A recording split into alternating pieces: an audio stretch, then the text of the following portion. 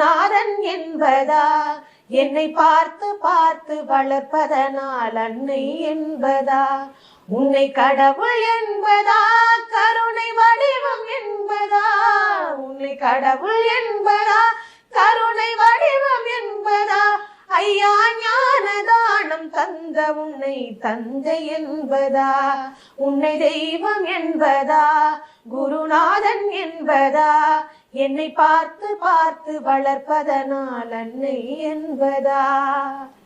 சேரும் செல்வம் எல்லாம் உன் அருளன்றோ